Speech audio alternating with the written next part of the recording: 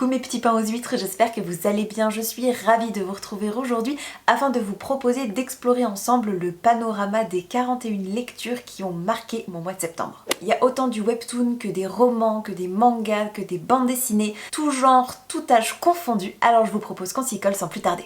Comme souvent, j'ai opté pour l'option tier list afin de naviguer de façon plus fluide, plus naturelle et plus sereine parmi tous ces titres. Et celle qui nous accompagne est découpée en 5 catégories, à commencer par le matcha sur mon latte, aka la crème de la crème de la crème, les excellentes lectures, les coups de cœur, les livres qui vont rester dans le panthéon du summum du génial du mieux.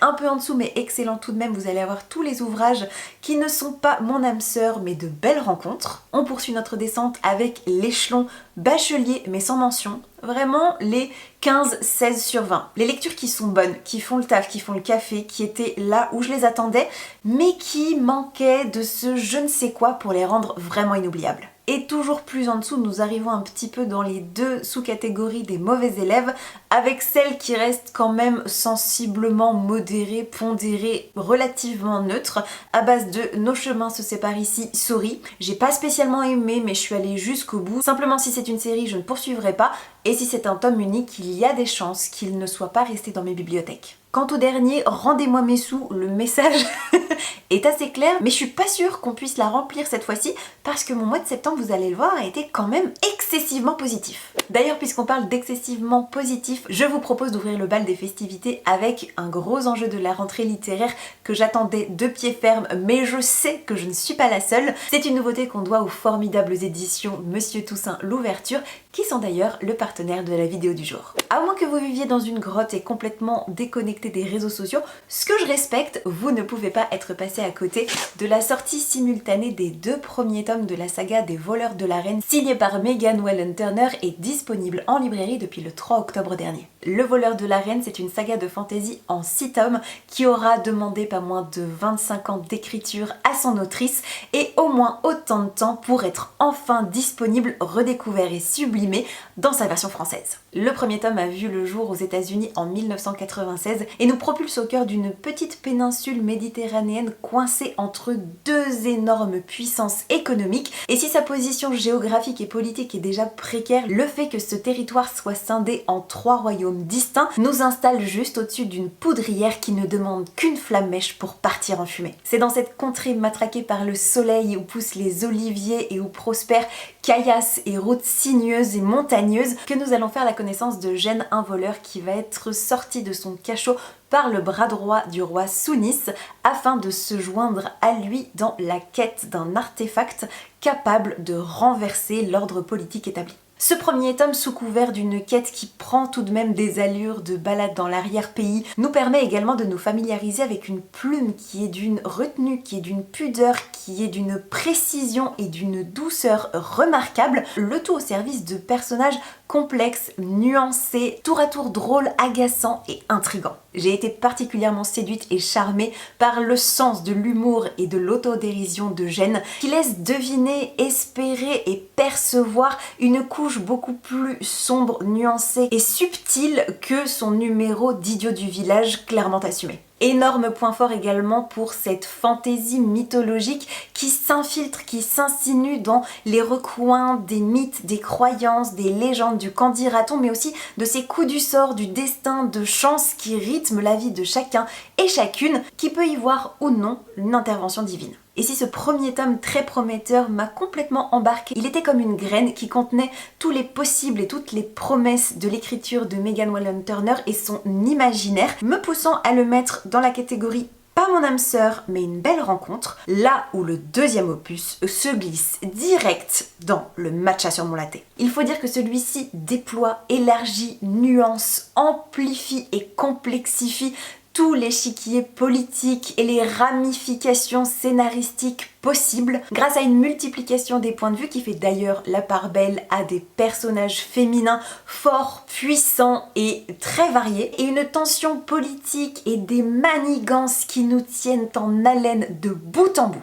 Si vous hésitez encore, pour tenter de vous convaincre, je vous dirais que si vous êtes amateur ou amatrice de l'univers de Robin Hobb, de son sens du détail, de sa finesse d'analyse, de sa mise en scène, de ses personnages et de la minutie employée pour construire son univers qui est pourtant contrebalancé par une destinée implacable, un petit peu également à l'instar d'une Claire Duvivier qui a une plume élégante, incisive, toute dans la retenue et qui pourtant nous fait traverser une ribambelle d'émotions. Alors si ces deux autrices ont déjà su vous convaincre, vous pouvez clairement donner sa chance à Megan Wallen Turner, vous ne le regretterez pas. Alors encore un grand merci aux éditions Monsieur Toussaint Louverture qui ont à cœur de nous proposer de la littérature de genre de grande qualité qui s'exprime à la fois par l'aspect léché et la fabrication soignée des objets, mais également au moyen d'une traduction ciselée, élégante et précise. Alors bon voyage en Méditerranée avec le voleur de la reine. On va partir sur une toute autre destination avec la prochaine lecture sur laquelle je ne vais pas m'appesantir puisque je vous en ai un peu parlé en long, en large et en travers dans mon dernier update lecture dans la mesure où il s'agissait d'une excellente surprise. Je vous remettrai le lien en fiche. Il s'agit de L'invité surprise de Alison Espach publié aux éditions Charleston que je vais mettre, je pense également, dans le matcha sur mon matcha, puisqu'on va y suivre l'histoire de Phoebe, une quarantenaire qui est divorcée depuis 3 ans. Son mari l'a quittée pour une collègue plus jeune. Elle galère toujours à la fac puisqu'elle est prof vacataire qui n'arrive pas à obtenir sa titularisation. Et elle a beau tout essayer, tout faire, tout mettre en place pour remonter la pente, pour vaincre cette dépression qui la plombe, rien à faire. En dernier recours, elle décide donc de réserver une suite bien au-dessus de ses moyens dans un hôtel en bord de mer, d'y partir avec pour seul bagage une magnifique robe de soirée, de s'offrir un repas délicieux au room service avant de mettre fin à ses jours en ingurgitant les antalgiques de son chat. Et avant que vous ne criez au sordide, rassurez-vous puisque dès qu'elle va sortir du taxi, Phoebe va avoir la surprise de constater que l'établissement a été privatisé dans le cadre de noces qui vont s'étendre sur une semaine entre deux parfaits étrangers qui vont pourtant lui sauver la vie. C'était à la fois léger, divertissant et très profond sur des sujets tels que la maternité, l'érosion dans le couple, la perte de son identité au profit de cette construction sociale qui lie le destin de deux individus, mais également les aspirations professionnelles, la créativité, bref, tout ce qui peut nous animer, tout ce qui peut nous traverser ou nous entraver. Franchement, lisez-le ou écoutez-le parce que moi je l'ai découvert en version audio et c'était excellent. Autre très bonne surprise de ce mois de septembre, et alors là, idem, je vous en ai parlé en long, en large et en travers dans le dernier vlog, mais aussi dans une chronique dédiée sur Instagram, donc une fois de plus, tous les liens seront quelque part. Il s'agit de The Scorpion Queen de Mina Fierce publié chez Hugo Roman dans leur label Stardust. Et ne vous laissez pas avoir par sa couverture qui, je l'avoue, ne paye pas de mine et pourrait laisser penser à une romantaisie de bas étage qui se passerait dans un univers un peu oriental parce qu'il n'en est rien.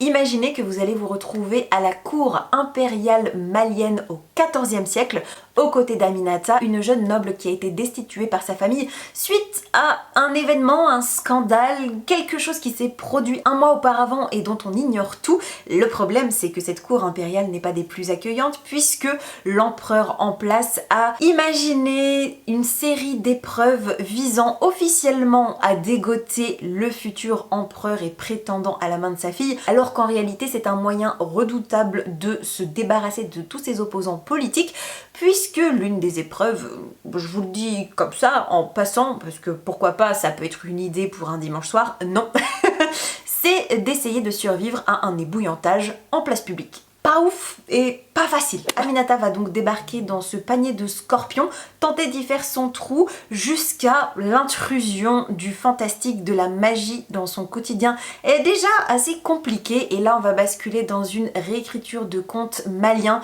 où divinité impitoyable côtoie une version hallucinée et sanglante d'un Aladdin mille et une nuits. Vraiment une plongée au cœur de Tombouctou et du Sahara très réussi. Du coup, comme je l'avais noté 4 étoiles, je vais le mettre dans Pas mon âme sœur mais Belle rencontre parce qu'il m'aura tout de même manqué un petit quelque chose. J'aurais voulu une prise de risque plus assumée de la part de l'autrice, mais rappelons que c'est son premier roman donc on lui pardonne aisément.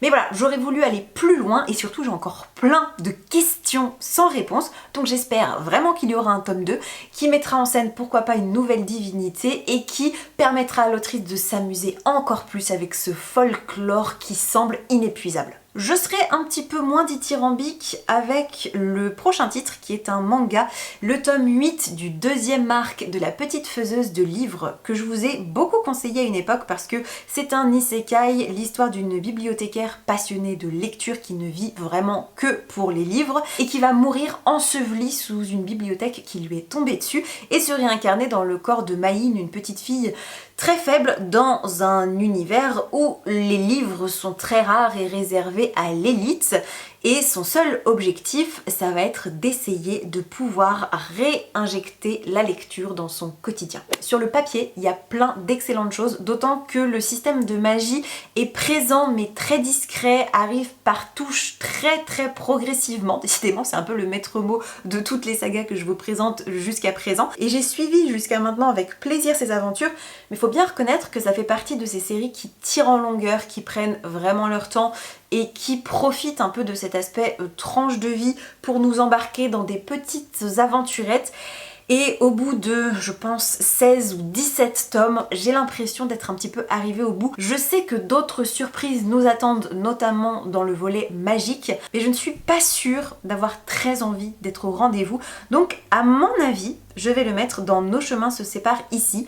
Sorry, non pas que ce soit mauvais, loin de là, simplement c'est le genre de série qui prend trop son temps, qui se développe trop lentement et qui lasse à force. Passons maintenant, si vous le voulez bien, à un duo d'auteurs que j'ai découvert l'an dernier avec leur titre À l'ombre de Winnicott. C'était publié, me semble-t-il, aux éditions du Cherche Midi. Un roman un peu historique, un peu gothique, où le surnaturel s'invite également sans qu'on sache s'il est réellement là ou si c'est une forme de folie collective qui désignerait une forme de mal-être chez les habitants de ce manoir. Bref, je ne m'étends pas. J'essaierai de vous retrouver quelque part une chronique dans laquelle je l'évoque parce que ça avait été une excellente surprise et j'ai donc décidé de poursuivre ma découverte de leur bibliographie avec America, l'histoire d'une jeune préado, puisqu'il me semble qu'elle a 12 ou 13 ans, qui va se lancer dans un road trip à travers les États-Unis pour retrouver sa sœur aînée qui a quitté la maison un an auparavant pour devenir playmate dans le manoir Playboy. Et au fur et à mesure de son parcours, elle est amenée à rencontrer bon nombre de profils et de figures plus ou moins amicales, plus ou moins connues aussi, qui vont lui permettre de se forger de beaux et moins beaux souvenirs et surtout une personnalité qui va lui permettre de pleinement s'épanouir. J'avoue que si je dois le juger dans sa globalité, je pense le mettre dans Bachelier et mais sans mention parce que la fin me pousserait à le mettre dans Pas mon âme sœur mais Belle rencontre. Or, je dois bien reconnaître que peut-être les 60 premiers pourcents, même s'ils sont très bons au demeurant, ne m'ont pas particulièrement retourné, ne m'ont pas particulièrement ému, en tout cas pas autant que les autres romans des auteurs. Donc j'attendais encore ce supplément d'âme, ce matcha, parce que finalement j'ai l'impression que ma vie tourne autour de la quête de cette saveur supplémentaire que je n'ai pas eu, qui est arrivée assez tardivement et de façon un petit peu artificielle. Il y a eu plein de bonnes choses, donc vraiment mention honorable, il fait bien le taf, mais il ne restera pas dans mon imaginaire pendant très longtemps. Et au risque de paraître un petit peu sévère, je pense que je vais dire la même chose pour le deuxième tome de La cuisine du Tengu, qui est une petite série de mangas très chouette que je peux vous conseiller si vous aimez les tranches de vie qui se concentrent beaucoup sur la nourriture, parce qu'on va y suivre un jeune homme de 16 ans dont la famille japonaise est expatriée aux États-Unis depuis des années, et la tradition familiale exige que chacun de ses membres, pendant pendant sa 16e année, retourne dans le domaine familial pour effectuer une année de césure en pleine nature, à la campagne, pour apprendre à se servir de ses doigts, à se trouver, à se chercher, à se poser des bonnes questions sous le patronage d'un ancien. Et là, en l'occurrence, notre protagoniste va refaire connaissance avec son frère aîné. Je crois qu'ils ont une dizaine d'années de décalage. Et si le plus jeune est l'archétype même de l'ado, hyper connecté, très citadin, l'autre, au contraire, est très posé, très calme. Il adore tout faire lui-même, que ce soit les travaux des champs, les mises en conserve, la cuisine, l'entretien de la maison, les travaux. Donc c'est un peu le choc des cultures, mais qui vont trouver un terrain d'entente. Et encore une fois, il y a une touche de magie subtile mais néanmoins présente, puisque cette famille a la particularité d'être des descendants de Tengu. Passons maintenant à la suite et fin, puisque je vais mettre les tomes 2 et 3 de cette trilogie ensemble, histoire que cette vidéo ne dure pas 6h15. Le tome 2 se cache ici, il s'agit des jumeaux Croche-Mort. Il me semble que le deuxième volume s'intitule Possession. C'est écrit par Cassandra O'Donnell et publié aux éditions Flammarion. L'histoire de deux jumeaux orphelins qui vont être rappelés au manoir familial par des grands-parents qu'ils pensaient pourtant morts depuis des lustres. Et quand ils arrivent sur place, ils se rendent compte que à la fois le manoir, mais toute la ville autour est pour le moins très étrange, parce que des pièces apparaissent et puis une brume meurtrière s'étend partout à la nuit tombée, n'hésitant pas à démembrer, dépecer les pauvres airs qui auraient oublié ou qui n'auraient pas eu le temps de se réfugier chez eux. Alors là, clairement, si vous cherchez une lecture d'automne un peu effrayante et vraiment plutôt cracra, parce qu'il y a du sang, il y a de l'hémoglobine, il y a des membres coupés, il y a des organes à l'air, vraiment de la possession, des esprits, des créatures revenues d'outre-tombe. Donc on n'est pas sur quelque chose de très bon enfant, c'est vraiment sanglant, un poil sordide, mais je me suis régalée. Le tome 2 souffre un peu de ce syndrome du... Le premier nous pose l'univers, nous pose le contexte, nous donne envie d'en savoir plus. Le deuxième m'a frustrée parce que justement je voulais qu'on monte d'un cran et on n'y était toujours pas quand j'ai refermé la dernière page. Donc je vais le mettre dans, faut peut-être pas exagérer, bachelier mais sans mention, parce que c'est un 16 je crois que je lui avais mis. Par contre, le tome 3... Alors certes, c'est pas l'histoire de l'année, je veux dire d'un point de vue rebondissement, j'avais un peu tout anticipé, je savais ce qui allait se passer, mais par contre c'était du divertissement comme je l'aime, efficace, qui n'y va pas avec le dos de la cuillère, parce que là Cassandra O'Donnell ne s'interdit rien, c'est pas parce qu'elle écrit pour de la jeunesse qu'elle n'imagine pas des geysers de sang. Vraiment c'est assez sordide, je pense que je peux le mettre... J'hésite franchement, le matcha sur mon latte faudrait peut-être pas exagérer, mais en tout cas dans Pas mon âme sœur mais Belle rencontre, parce que cette trilogie, je vous la recommande très chaudement, surtout à cette époque de l'année. Bon, le prochain titre, Zéro Suspense, puisque pareil je vous l'ai chroniqué dans mon dernier update lecture. Excellente lecture, beaucoup de cœur. Si les thèmes de la famille, de l'amitié, des représentations lesbiennes et la maternité dans son acception la plus large, la plus globale vous tente, vous appelle, vous parle, vous émeuve, vous allez adorer Atmosphère de Taylor Jenkins Reid. Je suis désolée, je le mets là parce que pour l'instant c'est vraiment le top du top jusqu'à présent. Il m'a fait pleurer, il m'a fait vibrer, on lui a consacré un live puisque c'était l'une de nos lectures communes de cet été sur Patreon. Donc si vous voulez avoir nos avis en long, en large et en travers, puisque je crois qu'on a passé 2h30 ce soir-là à discuter des 3 lectures estivales qui nous ont occupés, donc je vous mettrai tous les liens en description. Je vous y lis même mon passage préféré que je relis très régulièrement parce qu'il m'a collé, mais alors les poils.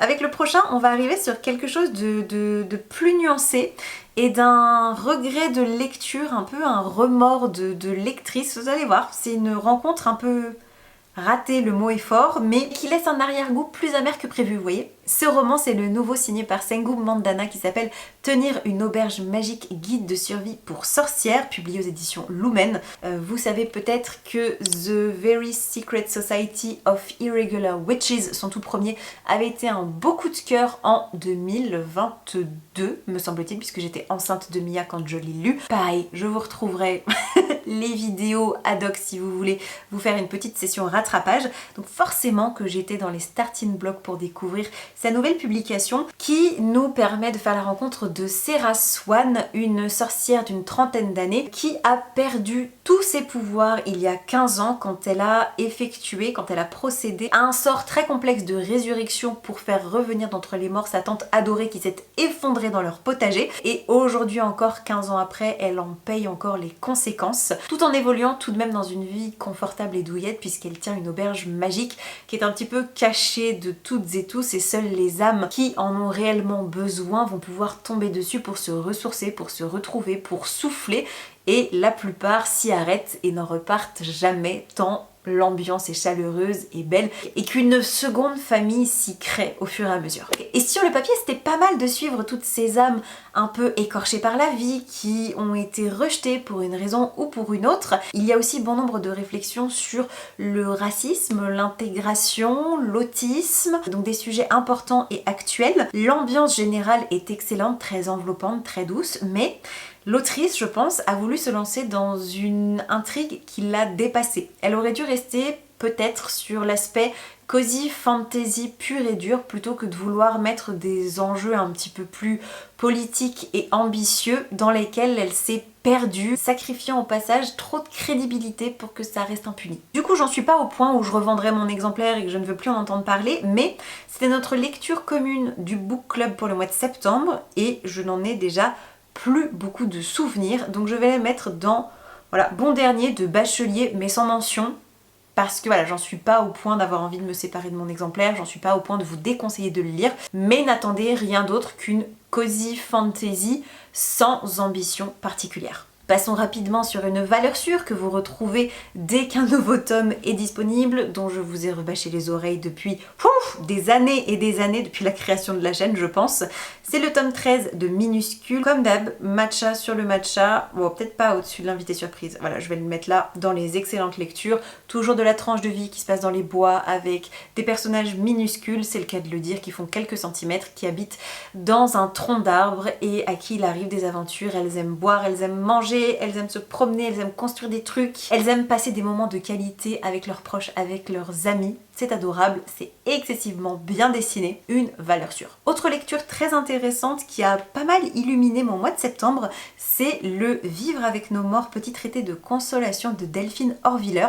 Vous connaissez peut-être cette femme qui est rabbine et dont les écrits et la vie ont très largement inspiré une série que je vous recommande d'ailleurs de regarder sur Amazon Prime. Alors loin de moi l'idée de me lancer dans une forme quelconque de critique sur le fond de ce qu'elle raconte, parce qu'en bonne athée je ne me revendique d'aucun courant ou idée ou précepte religieux, je n'ai aucune aspiration particulière, sans pour autant que je me ferme à une forme de culture personnelle sur les croyances, sur les textes fondateurs, sur les pratiques aussi culturelles d'une religion à l'autre, et je trouve le judaïsme assez intéressant sur bon nombre d'aspects, et là en l'occurrence Delphine Horviller, au travers de cas pratiques qu'elle a dû gérer et accompagner en tant que rabbine, évoque, questionne, s'interroge, réfléchit et nous livre des anecdotes et des clés de compréhension sur la vision entretenue par le judaïsme de la mort, du passage dans l'au-delà, du rapport aux absents, de l'oubli, du manque, de la disparition, de la gestion du deuil. Et comme en plus elle a fait des études de médecine, elle a un lien direct avec la science, avec le corps, avec le réel, le concret, et je trouve que l'alliance des deux apporte une vision très intéressante sur le sujet. Donc je ne saurais pas évaluer la véracité de ses propos, mais en tout cas je peux vous dire que l'émotion et la démarche intellectuelle qu'elle y met m'ont beaucoup parlé, ont résonné, et que rien que pour ça je vous le conseille en version audio ou écrite. D'ailleurs vous avez un petit texte plus ou moins compagnon qui reprend certaines grandes lignes directrices mais qui en développe d'autres, qui est cette fois-ci destiné aux enfants, qui s'appelle Comment parler de la mort aux enfants, d'ailleurs lu avant celui-ci et que je vous recommande également. Et d'ailleurs c'est pas tout de dire ça, mais je pense que je vais le mettre dans... C'est terrible de les voir côte à côte parce que ça n'a rien à voir, mais voilà, je vais le mettre entre la reine d'Atoli et les jumeaux Croche-Mort, vous me permettrez, c'est très païen là comme comme classement, mais ça me paraît assez honnête. Et on va enchaîner de façon plus ou moins heureuse avec un recueil de témoignages adaptés en BD qui s'appelle IVG, porté par la réalisatrice Léa Bordier et son éditrice Marjorie de Maria, qui a co-écrit cet album. Moi j'avais eu la chance de bosser en tant qu'assistante édito sur Cher Corps, la première production gérée entre Léa et Marjorie, et depuis les deux ne se sont plus quittés dès qu'il s'agit d'adapter les podcasts ou séries de vidéos de Léa en témoignages BD. À chaque fois c'est un panel d'illustratrices différentes qui sont sélectionnées, qui cette fois se sont regroupées autour de l'IVG et qui donnent à entendre les voix de femmes qui sont passées par cet acte, par cette pratique, et qui nous racontent quelles ont été les conséquences, quels ont été aussi le chemin qui les ont menées vers ce choix qui est encore bien trop décrié, qui est encore bien trop tabou, qui porte beaucoup de jugements sur les femmes, sur leur gestion de la contraception, sur leur rapport à leur propre corps, à leur sexualité, parce que si on croit que c'est un droit acquis et surtout valorisé par l'ensemble de la population, c'est se mettre le doigt dans l'œil. Parce que quand j'avais 19 ans, pour vous donner un exemple très concret, je suis tombée sur un gynécologue que j'allais voir pour lui demander de me prescrire un implant contraceptif parce que j'oubliais tout le temps ma pilule, et ce dernier, plutôt que d'accéder à ma requête ou d'écouter mon parcours qui me poussait à le consulter aujourd'hui, m'a tout de suite dit: non mais mademoiselle, avant de penser à la contraception, faudrait peut-être apprendre à gérer votre sexualité. Alors certes, du haut de mes 33 ans, je ne suis plus de première fraîcheur, mais enfin mes 19 ans ne sont pas non plus si lointains, c'était pas un autre temps, c'était pas une autre époque, mais on tombe encore actuellement sur beaucoup trop de praticiens, hommes ou femmes d'ailleurs, qui jugent et qui laissent ce jugement avoir une influence directe sur leur façon de soigner et de prendre en charge les patientes qu'ils ont devant eux, et ça c'est juste inadmissible. Et en cela, cet album, parmi bien d'autres exemples bien sûr, questionne, met en lumière ces contradictions et ces failles, et c'est absolument indispensable. Vous n'apprendrez peut-être rien de révolutionnaire, mais c'est toujours très intéressant de se mettre à la place de celles et ceux qui ont vécu ce qui nous est raconté, là en l'occurrence l'IVG, juste pour ouvrir un petit peu ses perspectives, ses chakras, et travailler au moins le minimum syndical son empathie envers ses semblables. Comme j'ai strictement rien appris à titre personnel, je peux pas le mettre non plus sur le haut du podium, mais je le trouve très important, donc je vais le mettre par ici, parce que si vous êtes bibliothécaire, si vous êtes documentaliste, en contact avec des jeunes femmes, mais pas que, je pense que c'est un ouvrage de référence à avoir et à laisser traîner un peu partout. Un peu plus pointu, subversif et très de gauche, on a le recueil d'histoires courtes de La Mère Vénère, publié aux éditions Glénat. Une maman célibataire qui, au travers de strips très courts, nous narre son quotidien de parisienne avec sa petite fille. C'est drôle, c'est politique, c'est engagé, c'est ce que je vous disais, résolument de gauche. Je pense que les personnes qui penchent à droite ne se retrouveront pas nécessairement dans les punchlines, mais j'ai trouvé ça quand même très savoureux, donc je vais pas non plus le mettre très très haut parce que ça reste anecdotique, c'est le genre d'ouvrage qui ne révolutionne pas une vie de lectrice, mais qui apporte quand même un vent frais, une petite claque appréciable pour dynamiser une journée, un moment de lecture. Là, c'est un petit coup de poing amical sympa. Et là, non, ne vous inquiétez pas, mon logiciel n'est pas en train de bugger. C'est vraiment une couverture audacieuse, dans le sens où on ne voit quasiment rien, puisque c'est une couverture de manga noir avec le logo en pelliculage brillant. Donc c'est très subtil, mais alors en version numérique, c'est illisible. Mais il va avec 3 autres tomes, et bien sûr, ils sont là, les tomes 6, 7 et donc 8 de Evol de Atsushi Kaneko, publié aux éditions Delcourt Tonkam. Un manga assez sombre qui réinterprète la figure du super-héros, puisqu'on est dans une ville japonaise gangrénée par la corruption. Le maire est le pourri parmi les pourris. Problème, c'est que dans son arsenal, il dispose de super-héros un peu pchités, un peu matrixés pour obéir au doigt et à l'œil.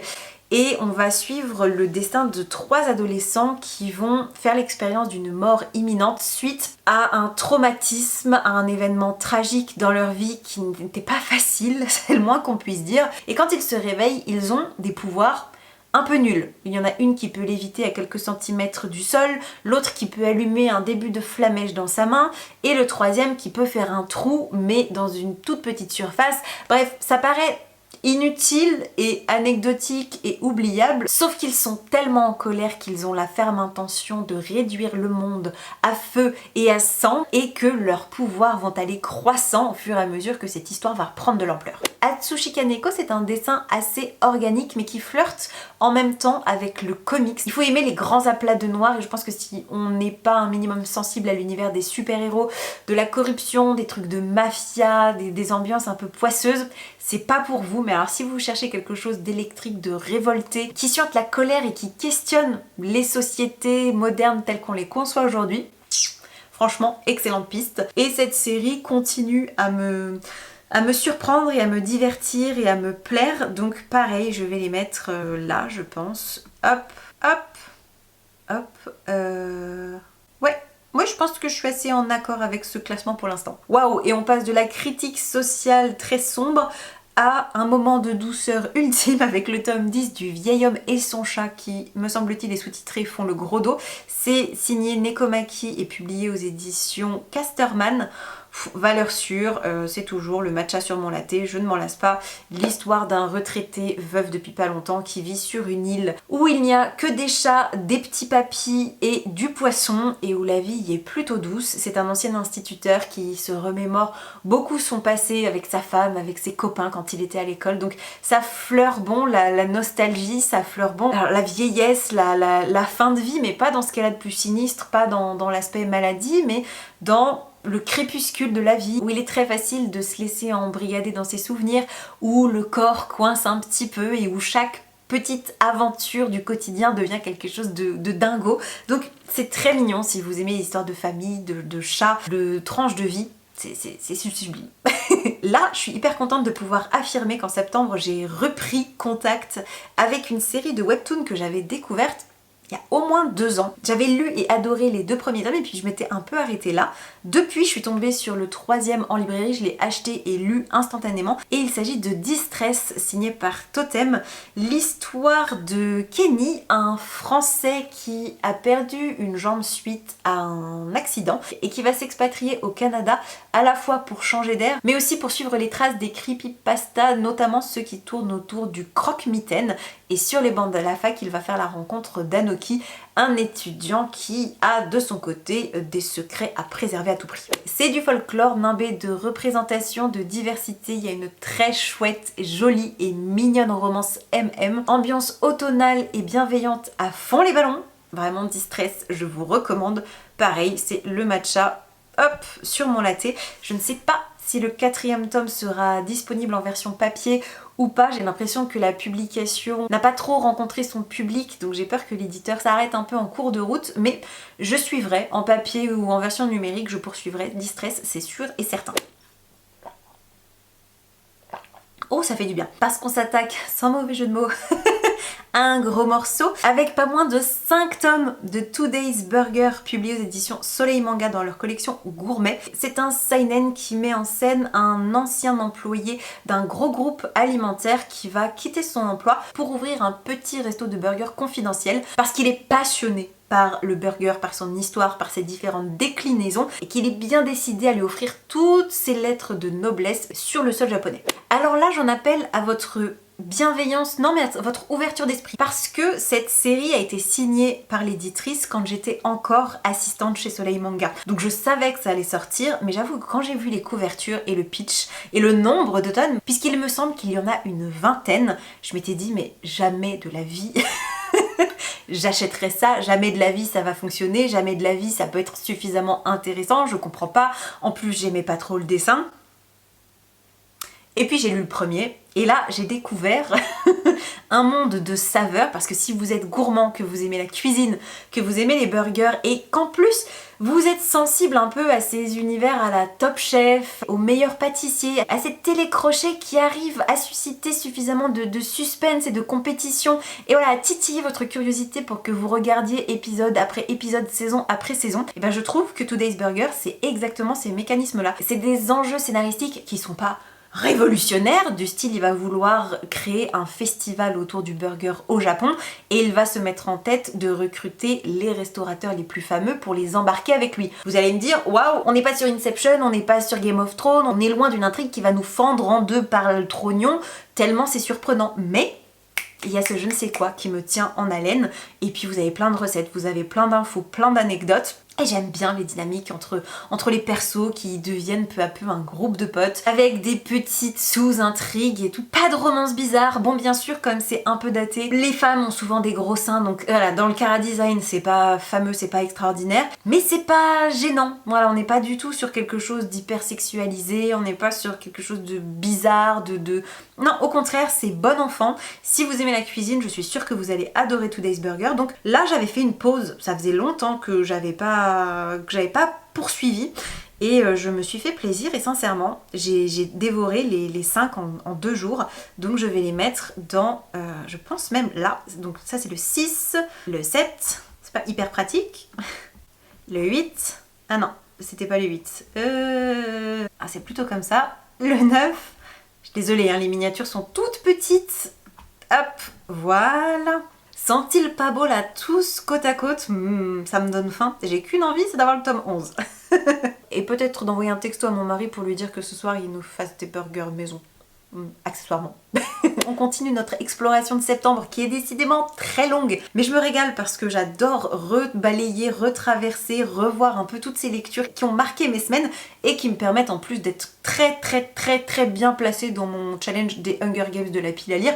Parce qu'entre toutes les lectures que je fais, les achats que je lis immédiatement et le tri, je suis passée de 96 livres dans ma pile à lire au début du challenge à actuellement, me semble-t-il, 65. Donc autant vous dire que ça se goupille plutôt très bien cette affaire. Et là j'en profite peut-être pour vous présenter les deux ensemble parce que je trouve que comme c'est l'univers commun, c'est le même auteur, ça fait sens. On va commencer donc avec peut-être la série originelle, les romans Agence Perdido, signé par Victor Dixon, publié aux éditions Bayard Jeunesse. Ça, je vous présente le 2e tome qui s'appelle Le Musée oublié. Et si vous ne connaissez pas l'Agence Perdido, c'est l'histoire de Lucie, orpheline, qui va être recueillie un peu bon gré mal gré par sa tante, qui l'oblige à voler dans les trains pour assurer sa maigre subsistance au cœur de New York. Et la jeune fille, lors d'une de ses explorations, va découvrir un monde parallèle et apprendre l'existence des retrouveurs, des personnes dotées de la capacité de s'infiltrer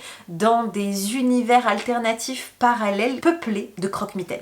Elle va donc être épaulée dans sa prise en main de cet univers par Rita Perdido, la directrice d'une agence assez secrète qui a elle-même beaucoup visiblement de mystères qu'elle ne souhaite absolument pas voir révélés au grand jour. Et c'était passionnant. Le premier m'avait beaucoup plu l'année dernière, même si je déplorais, comme à chaque fois avec Victor Dixon, une catégorisation des personnages très stéréotypés. En fait, cet auteur, à chaque fois, je me dis, les idées sont excellentes, les ambiances sont merveilleusement retranscrite, mais dans la gestion des personnages, des romances, des liens, même des dialogues parfois, ça coince, je trouve ça très téléphoné, mais pour autant je m'étais régalée parce qu'en plus les versions audio sont extraordinairement bien interprétées, bien mixées, il y a des ambiances sonores de dingo, donc foncez, ce sont des petits bijoux.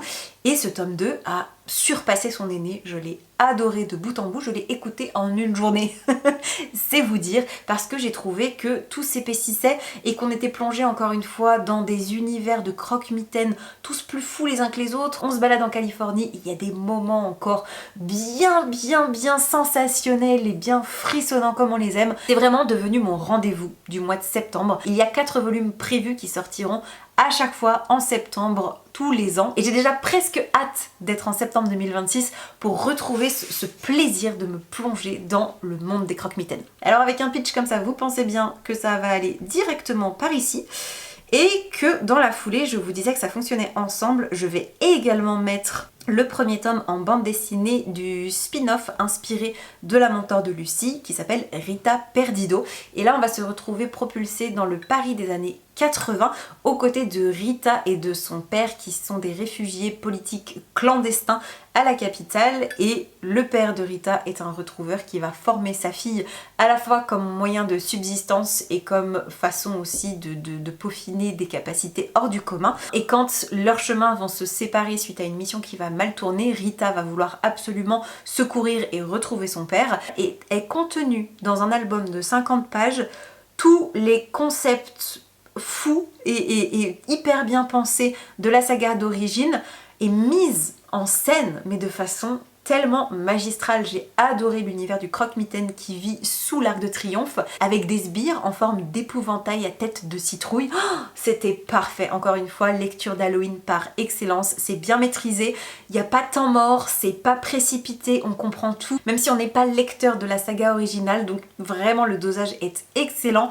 Le dessin, même s'il flirte avec l'univers graphique du comics, fonctionne à merveille. Laissez-vous embarquer, je suis sûre que ça peut vous plaire et vraiment il mérite d'avoir toute votre attention, et je crois même que j'ai préféré la BD au roman, c'est dire, donc je vais le mettre juste ici. Ah oui, je vous avais promis de la quantité certes, mais aussi de la qualité, et là je pense que pour l'instant on s'y tient. Mais parce qu'on peut pas non plus être convaincu à 100% par tout ce qu'on lit. Petite déception pour Guide pratique pour boulangère magique de T. Kingfisher, publié aux éditions du Seuil. Traduction française que j'attendais de pied ferme. Alors dès sa sortie en librairie, je me suis jetée sur les aventures de Mona, une jeune boulangère qui travaille avec sa tante et son oncle. Et elle fait partie des rares personnes de la population qui sont des sorciers et des sorcières dotés d'aptitudes magiques. Alors ça peut aller de choses très grandiloquentes comme maîtriser la foudre, le tonnerre, les émotions, à des éléments beaucoup plus anecdotiques comme Mona par exemple, qui est capable d'insuffler de la magie dans ses pâtes à gâteau, dans son levain pour animer des petits biscuits, ce genre de choses, mais rien de prophétique, rien d'extravagant, ce qui ne va pas l'empêcher malheureusement de se retrouver au cœur d'un complot visant à éradiquer les sorciers du royaume. Et même si l'aventure dans sa globalité ne m'a pas transcendée parce que j'ai trouvé qu'il y avait beaucoup de longueur, il y a une grande phase où Mona se cache et ça s'éternise, ça traîne en longueur. Par contre, carton plein pour l'ambiance de ce village qui est sordide au possible, puisque vous avez des quartiers un peu malfamés qui sont souvent inondés et où traîne notamment Molly l'écarisseuse, elle aussi dotée de pouvoirs magiques qui se manifestent dans une capacité à ressusciter les chevaux morts. Donc elle en chevauche un qui n'a même plus d'enveloppe charnelle, ce n'est qu'un squelette ambulant, et c'est pas seulement sa drôle de monture qui lui vaut une réputation de frappadingue, mais aussi parce qu'elle a un passif en tant que militaire enrôlé de force par l'armée du royaume il y a de nombreuses années de ça, qui l'a laissé traumatiser. Et je ne veux pas rentrer dans les détails, mais juste vous donner à toucher du doigt, à percevoir qu'il y a beaucoup plus qu'un simple récit d'aventure jeunesse avec une petite fille capable de faire parler, vivre des bonhommes en pain d'épices. C'est pas seulement ça, ça va plus loin, il y a des réflexions sur la guerre, sur les gestions de royaumes, sur aussi l'incompétence parfois des adultes qui font peser beaucoup trop de responsabilités sur leurs frêles épaules, qui se dédouanent aussi parfois de comportements, d'attitudes, de passivité répréhensibles. Donc beaucoup plus subtil et mature qu'on ne l'attendrait de prime abord, mais globalement les rebondissements, les enchaînements, les péripéties ne m'ont pas non plus transcendé sans que ce soit une mauvaise lecture. Donc je pense que je vais le mettre dans bachelier mais sans mention. Donc vous allez vous dire c'est quand même très cool parce que ça veut dire qu'il a au moins eu 15. Oui, mais là où je m'attendais à lui mettre facilement 18, donc petite déception tout de même. Joli deuxième tome pour la saga de webtoon Morgana et Oz, l'histoire d'une romance qui va s'installer entre une sorcière et un vampire dont les familles et clans respectifs sont ennemis depuis de nombreuses années, mais un complot, un mystère, une malédiction plane au-dessus de leur tête, ce qui va obliger certains membres des deux clans à se côtoyer. Les dessins sont splendides, c'est assez mignon, donc je le mets facilement dans pas mon âme sœur mais belle rencontre, et je pense que je peux le mettre derrière les Evol. Le mois dernier, j'ai également enfin découvert le dernier album signé par Jen Wang qui s'appelle Mon Refuge, l'histoire de H, un ado en pleine quête à la fois identitaire qui est vraiment un point de bascule de son adolescence, où Yel se pose mille et une questions sur son identité, sur l'environnement, sur le monde dans lequel il évolue.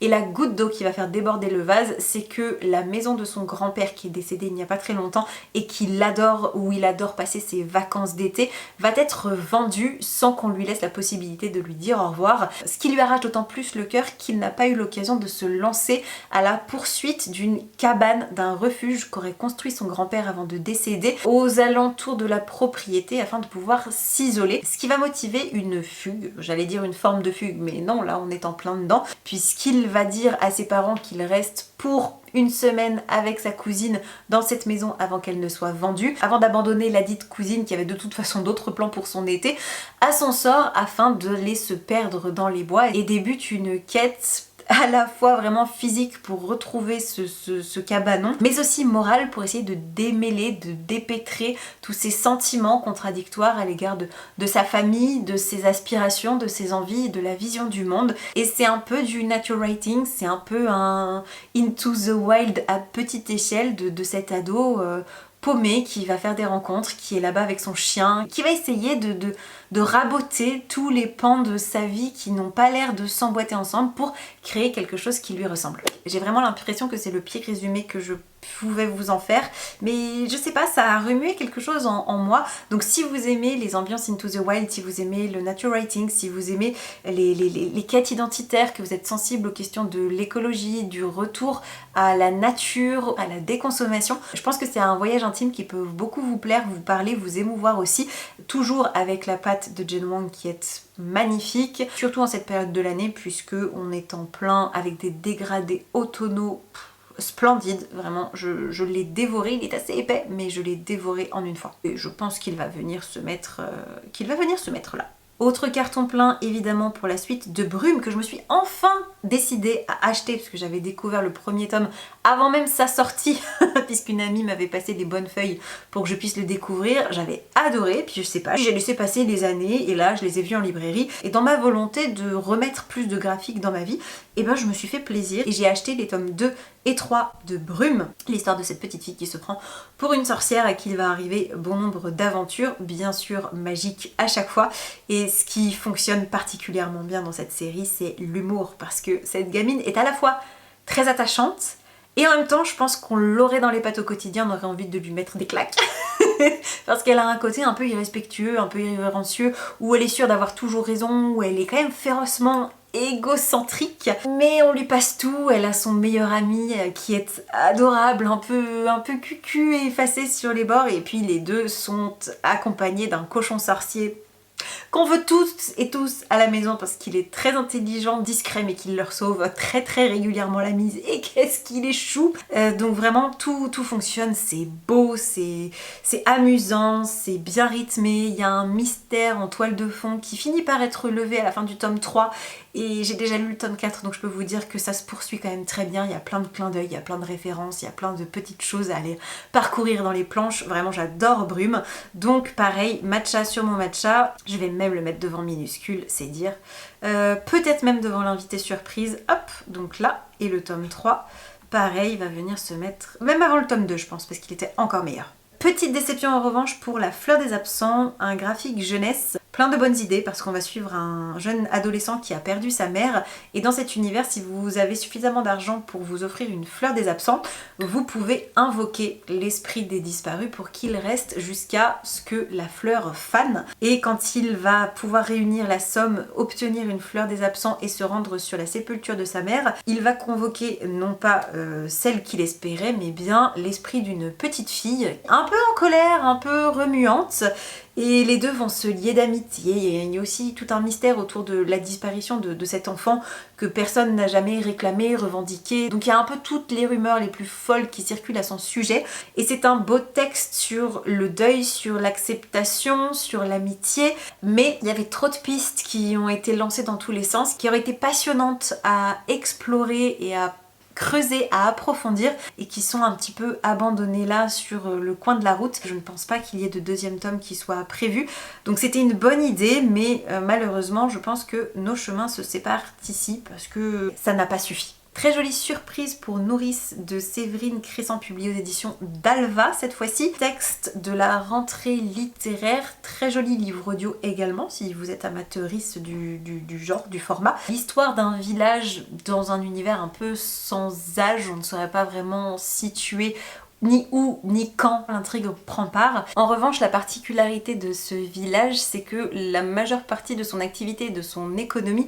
se concentre autour du lait maternel, du nourrissage, donc vraiment de la mise en nourrice des nouveau-nés, des abandonnés, bref, il y a même du trafic d'enfants, donc c'est vraiment une ambiance très particulière et on va suivre l'histoire d'une femme qui va devenir nourrice pour participer aux frais du ménage puisque son mari est bûcheron. Et quasi simultanément, elle va trouver une enfant abandonnée dans les bois et la nouvelle-née dont elle avait la charge va mourir. Il va donc être question d'interchanger les enfants. Beaucoup de réflexions autour de la maternité, du rapport au corps, de la féminité, de l'exploitation du corps féminin par des hommes peu scrupuleux.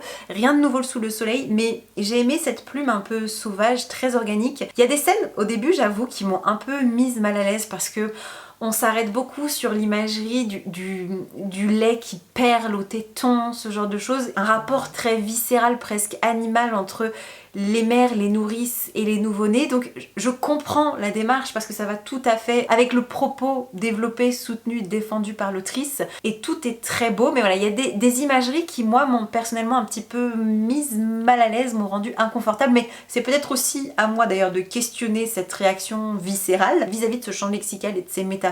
Et après lecture, je suis presque tentée de vous le présenter comme un conte métaphorique sur la figure maternelle et le corps féminin dans toute son acception.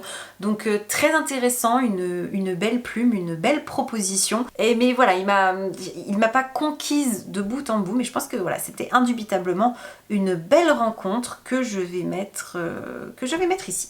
Et du conte féministe vers la nostalgie la plus assumée, il n'y a qu'un pas que je franchis, puisque j'ai également eu la chance de découvrir l'adaptation en BD de Peggy Sue, publiée chez Jungle. Peggy Sue, c'est toute mon enfance. J'étais très jeune, j'avais 9 ans quand je les empruntais à la bibliothèque, que j'ai lu et relu au moins les 3 premiers tomes de la série qui en comportent, me semble-t-il, 11. Je vous ai fait un reel dédié sur Instagram, donc vous avez ma chronique détaillée à retrouver là-bas. Sachez juste que c'est l'œuvre parfaite pour Halloween, qui fait se rencontrer l'intelligence d'Orwell et la loufoquerie et l'imagination de Lewis Carroll au travers du personnage de Peggy Sue, une petite fille capable de percevoir les invisibles, qui sont grosso modo des fantômes très malfaisants qui se rendent coupables d'accidents de la route et d'autres choses vraiment assez sordides et horribles, et elle est la seule à les voir et elle a fini par arrêter d'en parler puisque personne ne la croit. Et suite à un énième déménagement, pas de chance quand elle débarque à Point Bluff, un petit bled paumé à la lisière d'une forêt, un soleil bleu sorti de nulle part et très bizarre va apparaître dans le ciel et va avoir pour étrange propriété de booster l'intelligence et les capacités cognitives des personnes qui s'exposent à ces rayons, sauf que la durée des bénéfices est très limitée dans le temps et que les conséquences sur votre cerveau au long terme sont dévastatrices. Ceux qui vont le plus profiter de l'événement, en revanche, ce sont les animaux qui vont profiter de cette intelligence et de cette nouvelle compréhension de leur environnement pour prendre une revanche bien méritée, mais quand même assez carabinée sur les humains. C'est imaginatif, drôle et glauque à la fois parce que Serge Brussolo est un auteur réputé pour son imaginaire foisonnant, débordant et vraiment barré. Il ne s'interdit rien, même si c'est de la jeunesse, parce qu'il y a quand même un trigger warning projet de cannibalisme dans ce premier tome, qui est quand même très bien retranscrit. L'ambiance est là, les dessins sont magnifiques, il y a un petit air à la Tim Burton qui n'était pas pour me déplaire. La seule petite chose que je peux lui reprocher, c'est que le démarrage est un petit peu précipité. On veut nous donner toutes les clés de compréhension dès les premières pages, ce qui fait que c'est très condensé et qu'on a l'impression de passer d'une chose à une autre très rapidement, mais ça se calme quand on arrive à Point Bluff et qu'on développe toute l'intrigue principale, donc vraiment c'est aisément pardonné. Et je pense que je vais le mettre dans Pas mon âme sœur, mais Belle rencontre ici. Ouais. Je suis en revanche un petit peu plus mitigée pour Hazel tout court, le dernier roman jeunesse signé par E.S. Green, l'autrice à qui on doit notamment les Steam Sellers. Vous savez que je suis fan de son travail, mais j'avoue qu'en jeunesse, vraiment très jeunesse, donc une tranche d'âge qui tourne autour des 9 12 ans, je pense. J'ai été moins convaincue, l'idée est bonne, on va suivre Hazel qui va être expédiée chez sa grand-mère qu'elle ne connaît pas parce que ses parents qui sont archéologues vont la refourguer pour partir en quête d'un énième trésor et c'est leur façon pour eux à la fois de vivre leur passion mais aussi de fuir leur deuil puisque leur fils aîné est mort il y a quelques années suite à une noyade pendant l'une de leurs expéditions. Donc ils refusent catégoriquement à la fois d'affronter ce chagrin et en même temps de se mettre dans une posture où le drame pourrait se reproduire. Hazel débarque donc dans ce manoir habité par sa grand-mère inventrice loufoque qui a mis au point une machine à remonter le temps qui va l'expédier dans une suite improbable d'aventures à travers les époques, les périodes, et ça part dans tous les sens, on fait des sauts de puce dans le temps pour arriver jusqu'à un point parce que sinon la machine ne fonctionne pas, bref. Donc on voit autant des dinosaures que la première guerre, que la guerre de 100 ans, qu'un château assiégé au 14e siècle, alors que vraiment on balaye beaucoup de choses, ce qui est sympa quand on veut essayer d'initier les jeunes lecteurs au récit historique avec une pointe de SF. Il y a de l'humour et j'ai beaucoup aimé la façon dont est traité le deuil et la fratrie dans ce texte. C'est vraiment, je pense, ce qui m'a le plus séduite, ce qui m'a le plus émue, mais par contre ça s'enchaîne beaucoup trop vite. Je suis ressortie de là étourdie et avec l'impression de ne même pas savoir où je me situais dans l'espace-temps, tellement j'avais été brinque-ballée sans pour autant pouvoir m'arrêter, savourer, apprécier. Donc pas extraordinaire, je pense que si jamais il y a une suite, même si j'adore l'autrice, et ben ce sera sans moi. Et je ne sais pas combien de temps va durer cette vidéo, mais je commence à perdre ma voix, mais j'aperçois la lueur au bout du tunnel, on y arrive et on va passer à Alabama 1963, l'autre texte signé par Ludovic Manchette et Olivier Niemiec, me semble-t-il, j'espère ne pas dire trop d'âneries. Donc les auteurs de America dont nous avons discuté tout à l'heure, et là Alabama 1963 ça m'a beaucoup plus plu, je pense que c'est le deuxième dans mon top 3 de leur lecture. À l'ombre de Winnicott est le premier, Alabama 1963 et en dernier vous avez America. Parce que dans celui-ci, on va suivre un duo créé par la force des choses entre un ancien flic qui est devenu détective privé, alcoolique et ô combien désœuvré puisque personne ne veut faire appel à ses services puisqu'il se traîne la réputation d'avoir tué son ancienne associée, ce qui est quand même compliqué à porter au quotidien, et sa femme de ménage de l'autre. Alors dit comme ça on peut se demander ce qui les a rapprochés, mais tous les indices sont dans le titre puisque Alabama 1963, on est toujours sur une bonne grosse ségrégation, donc racisme, discrimination, Ku Klux Klan, actes d'intimidation, assassinat, voilà, à tous les étages. Et ce qui va réunir nos deux protagonistes, c'est la disparition d'enfants noirs qui passent de moins en moins inaperçus au fur et à mesure que leur nombre et la fréquence augmentent. Et ce texte est bouleversant à la fois pour son contexte social, à la fois pour les personnages qu'il met en œuvre, parce que même sous ce flic un peu brusque, un peu misogyne, un peu raciste sur les bords et vulgaire, se cache un homme plein de souffrances au passé terrible. L'enquête est intéressante, le contexte historique également, donc tous les ingrédients sont là. J'ai aimé la dynamique, j'ai aimé la tonalité, j'ai aimé me retrouver plongée dans cette petite ville. Je trouve qu'il mérite tous les bons échos qu'il a su susciter au fil de ces dernières années, donc je vais le mettre vraiment dans le matcha de mon matcha. Peut-être même, voilà, là, devant l'invité surprise, et franchement on commence à avoir une jolie catégorie bien complète, bien replète, qui donne envie. On va passer sur un gros morceau, mais je vais essayer de condenser mon avis sur La Communauté des Esprits de Philippe Pullman, qui est donc le deuxième tome de sa saga sur la poussière, qui est compagnon au Royaume du Nord. Si vous n'avez pas lu les Royaumes du Nord, ne vous lancez pas là-dedans. La Belle Sauvage était le premier tome de cette nouvelle trilogie qui se passait bien avant les Royaumes du Nord puisque Lyra était bébé, et cette Communauté des Esprits se déroule 7 ans après le dernier tome de la première trilogie. Donc voilà, l'auteur se balade un peu dans l'espace et le temps, et là on retrouve Pan et Lyra qui sont maintenant à la fac et dans une impasse puisque les deux ne se supportent plus, ce qui est terrible parce que, pour rappel, dans cet univers, les démons sont l'expression de l'âme des humains. Donc si un démon et son humain n'arrivent plus à communiquer au point de pouvoir se séparer et de prendre des chemins différents, c'est qu'il y a eu une scission qui a fendu l'âme de la personne. C'est un peu le même processus les Horcruxes, alors le phénomène de l'assassinat en moins, mais on sent qu'il y a vraiment eu une brisure, une cassure, une fêlure irréparable au sein de la psyché de Lyra, et c'est déchirant à lire. Et La Communauté des Esprits est un tome qui tourne autour d'une enquête liée à la disparition de l'essence de rose, un produit très rare, très précieux, et qui va conduire nos protagonistes un petit peu partout à travers le monde. Et voilà, je reste forcément nébuleuse parce que ça ne vous évoquera même rien si vous n'avez pas tous les tenants et les aboutissants. Et ce qui est intéressant à noter, enfin en tout cas pour moi, c'est que j'avais commencé à lire ce texte quand il était sorti, donc il y a de cela maintenant quelques années, hein, je pense au moins 5, si ce n'est 6, peut-être que j'exagère, mais je dois pas être très loin du compte. Et j'avais lu, je pense, une soixantaine, 70% avant de le laisser de côté et de ne jamais le rouvrir.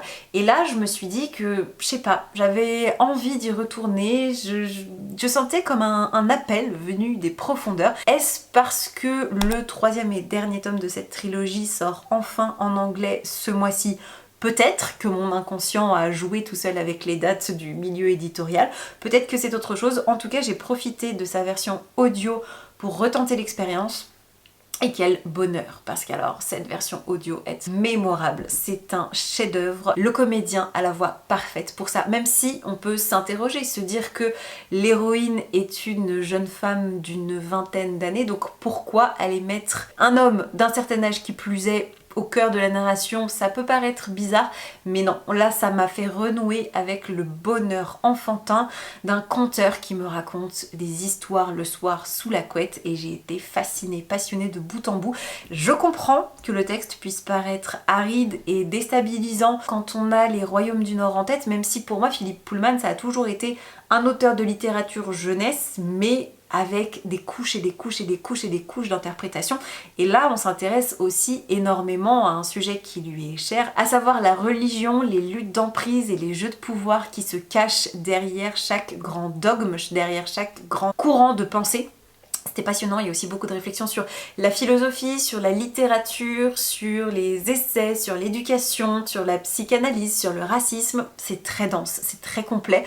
Donc je comprends que si on n'est pas là pour le côté fouillis, qu'on veut des aventures, qu'on veut des ours polaires, qu'on veut voyager et s'émerveiller, cette trilogie sera difficilement pour vous, je vous la conseille pas. Moi, il y a une chose qui m'a dérangée, sur laquelle je ne peux pas véritablement m'étendre parce que c'est un peu un spoil, mais pour parler à demi-mot, il y a un personnage masculin qui va nourrir des sentiments à l'égard d'une jeune femme plus jeune que lui et auprès de qui il a joué un peu le rôle de mentor, qu'il a connu enfant, bébé. Et donc moi ça m'a viscéralement dérangée. J'ai pas compris pourquoi Philippe Pullman a fait ce choix, peut-être que ça se précisera dans le dernier tome, j'en sais rien. Mais en tout cas j'étais très mal à l'aise par ces sentiments développés, par cette intériorité exprimée. Mais sinon j'ai tout aimé. Donc zéro surprise à ce qui se retrouve dans le matcha sur mon matcha. Mais alors où exactement ?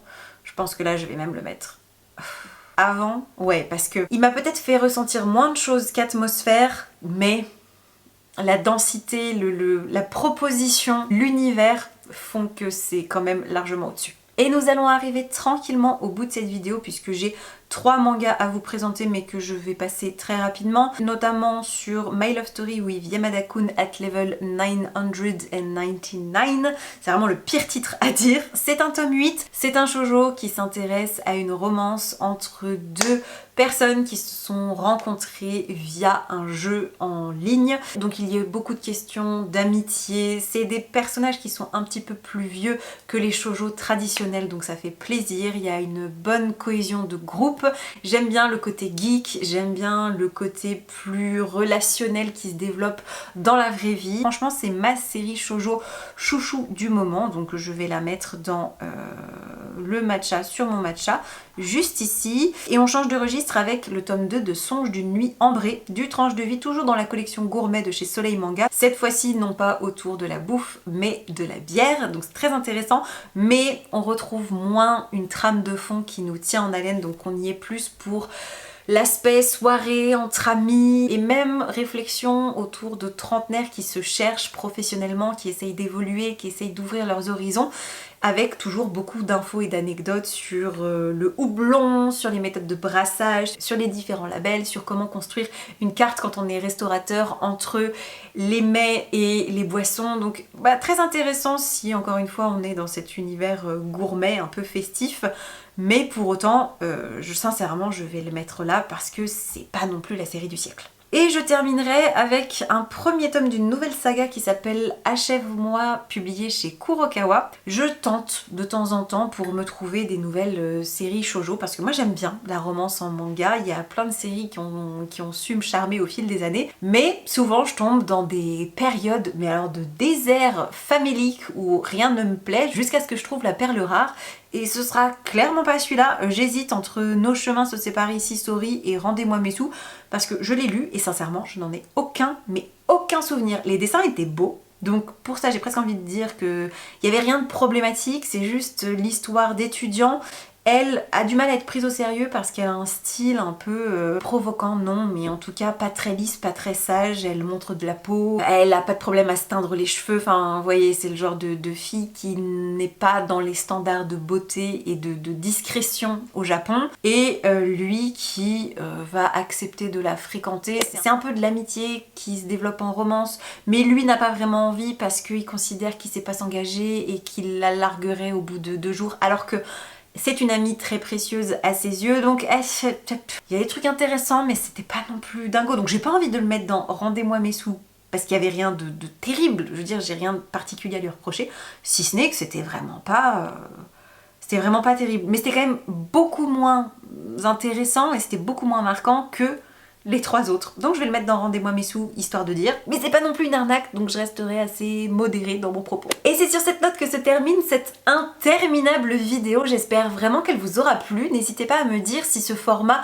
récap qui vous montre vraiment le pan graphique, le pan romanesque de mon activité de lecture vous plaît. Racontez-nous aussi dans les commentaires quelles sont vos dernières lectures marquantes dans le bon sens comme dans le moins bon. Pourquoi pas nous faire un petit top 3. Votre matcha sur mon latte et votre dernier Rendez-moi mes sous. Voilà, j'ai très hâte de papoter lecture avec vous dans les commentaires. Je me permets d'ailleurs de vous faire un petit rappel amical. N'hésitez pas à vous abonner, à liker et pourquoi pas à booster la vidéo si vous la regardez depuis votre téléphone portable. Ça paraît anecdotique, ça paraît ridicule, mais ça m'aide beaucoup dans mon travail pour le référencement YouTube, pour l'algorithme, pour la motivation, pour voilà plein de choses. Dans les commentaires, je sais que vous êtes toujours présents et je prends un plaisir monstre à vous lire et à vous répondre dans la mesure de mes moyens et du possible. Mais voilà, si vous souhaitez soutenir mon travail et me rappeler que vous aimez ce que je fais, c'est encore la façon la plus simple et la plus gratuite et la plus rapide de le faire. Et si vous avez envie de retrouver davantage de contenu, n'hésitez pas non plus à nous rejoindre sur Patreon où vous attendent un club de lecture mensuel, des podcasts, des vidéos exclusives, des challenges, des lives et un Discord hyper bienveillant. D'ailleurs, comme toujours, j'en profite pour adresser un énorme et retentissant merci à tous les pradouillets et pradouillettes qui me soutiennent d'ores et déjà là-bas et qui me permettent de vous proposer du contenu par ici. Alors en attendant de vous retrouver ici ou là pour une prochaine vidéo, je vous souhaite comme d'habitude de merveilleuses rencontres de papier, prenez bien soin de vous et à très bientôt. Ciao ciao!